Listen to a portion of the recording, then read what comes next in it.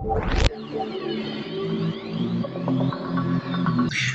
सल्लल्लाहु अलैहि रसूलिल करीम अम्मा बाद फ़ौज़ बिल्लाहि मिनश शैतानिर रजीम बिस्मिल्लाहिर्रहमानिर रहीम अस्सलामु अलैकुम वरहमतुल्लाहि वबरकातुहू। मैं हकीम आसिफ़ अली राव।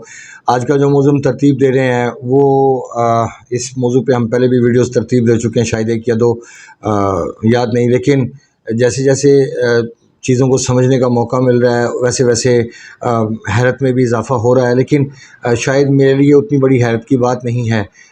शायद मैं जिन चीज़ों के बारे में तवक्को रखता था कि आने वाले वक्त में ये चीज़ें सामने आ सकती हैं, वो आना शुरू हो चुकी। आप लोगों के लिए वो ज़्यादा हैरत की बात है और आपके समझने की बात। अगर आप नहीं समझेंगे तो कम से कम ये तो होगा कि आपको मेरी वीडियोस की सूरत में आने वाले वक्त में ये बातें याद आएंगी कि एक वक्त में आपने मेरी ये बात सुनी थी और आपने उस बात को इग्नोर करके और आपने जो आपकी सोच थी उसके मुताबिक आपने उसको चेंज करने की कोशिश की या मूव किया, तो उसके नताइज क्या निकले ये आने वाला वक्त आपको साबित कर देगा।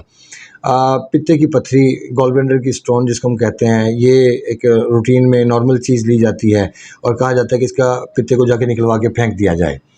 क्या ये इतना आसान है? आप समझने की ज़रूरत है। अगर गाड़ी के अंदर देखें तो गाड़ी में हर चीज़ अपनी अपनी जगह एक किरदार अदा करती है। इसी तरह उसके जो पुर्ज़े हैं, उसके जो प्लग है, उसके अंदर जो ऑयल का निज़ाम सिस्टम रखा हुआ है इंसानों ने, जो गाड़ी की हिफाजत करने के हवाले से है। फिर आप सारी चीज़ों को देख लें, उसके डोर से लेके, उसके टायर से लेके, उसके हैंडल से लेके, लीवर से लेके, हर चीज़ को मुआवजा कर लें। बाज़ टाइम ऐसा होता है कुछ चीज़ें गायब कर दी जाएँ तो गाड़ी चलती रहती है, गाड़ी रुकती नहीं है। लेकिन बाज़ चीज़ें ऐसी होती हैं कि अगर उनको रिमूव कर दिया जाए गाड़ी के अंदर से तो गाड़ी ज़रूर रहेगी, नज़र भी आ रही होगी, लेकिन उसके अंदर ऐसे फ़ॉल्ट होंगे कि जो आपको दौरान सफ़र शदीद दुश्वारी का सामना करना पड़े। इसी तरह जो पित्ता है, अब जैसे अपेंडिक्स का ऑपरेशन करवा दिया जाता है जाते ही फ़ौरन, मतलब वो एक एक्स्ट्रा टुकड़ा है जो अल्लाह रब्बुल इज़्ज़त ने लगाया हुआ था आपकी सेफ्टी के लिए, वो आपने अपने जिस्म में एसिड लेवल बढ़ा के उसको बंद कर दिया। अब उसको आपने काट के फेंक दिया, आपने दोबारा जोड़ दिया उसको, वो निज़ाम चल पड़ा। इस हद तक तो चीज़ें समझ में आ जाती हैं। लेकिन अगर आप सोचते हैं कि पित्ता निकलवा देने से आप कंफर्टेबल लाइफ गुजार पाएंगे, ये आपकी खामख्याली होगी, क्योंकि पित्ता वो किरदार अदा करता है जिसके बारे में शायद एक आम इंसान बात करने की हद तक तो बड़ी मामूली सी समझी जाएगी या समझा जाएगा कि ये नॉर्मल सी बात कर दी गई, लेकिन अंदर का निज़ाम तो नॉर्मल नहीं है। वो तो बड़ा एक क्रिटिकल अल्लाह पाक ने एक सिस्टम बनाया हुआ है और अगर हम उसको नहीं समझेंगे तो यकीनन हम नाकाम हो जाएंगे। अब सबसे पहले जब हम खुराक चबाना शुरू करते हैं तो लुबाब दहन के ज़रिए हमारे जो बाइट्स हैं वो मेल्ट होके वो हमारे स्टमक में उतरना शुरू होते हैं। यहाँ से निज़ाम इंहज़ाम का पहला प्रोसेस स्टार्ट होता है। जब वो लिक्विड होके हमारे मैदे में पहुँचते हैं तो वहाँ पहुँचने के बाद उनको 2 घंटे का, 1.5 घंटे से 2 घंटे का वक़्त दरकार होता है। वहाँ से निज़ाम इंहज़ाम का एक हिस्सा कंप्लीट होता है और उसमें से जो काम की चीज़ें हैं वो जिगर के पास पहुँचा दी जाती हैं।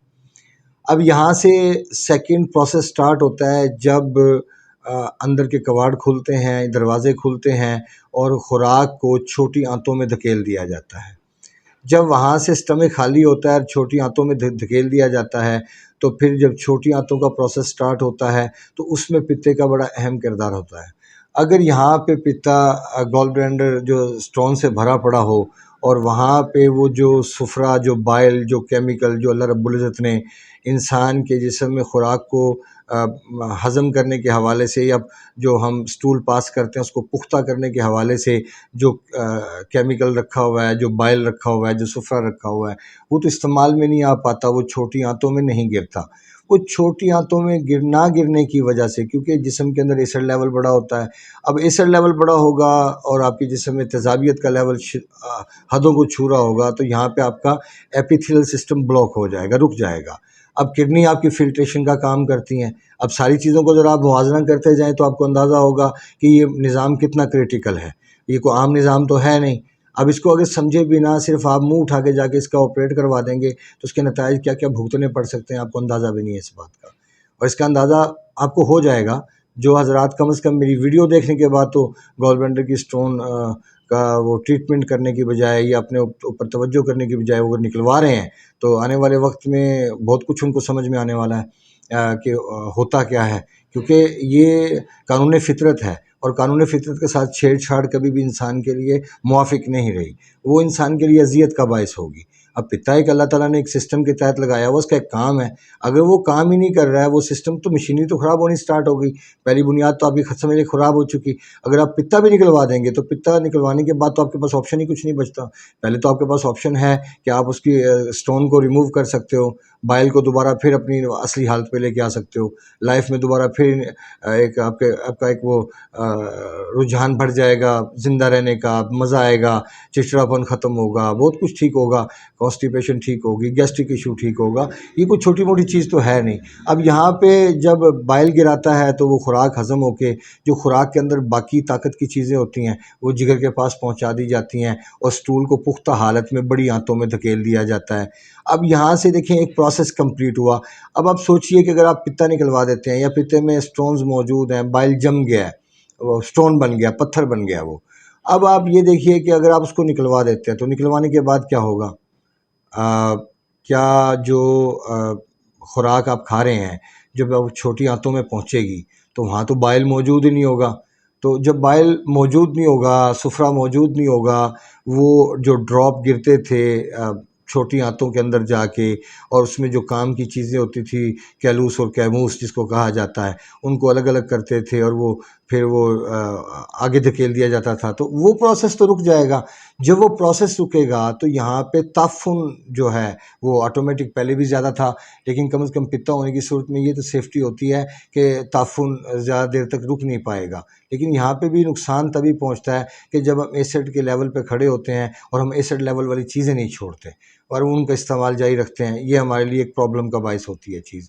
और यही एक बात का ना समझना इंसानों को मौत के मुँह में धकेलने का बायस बन रहा है।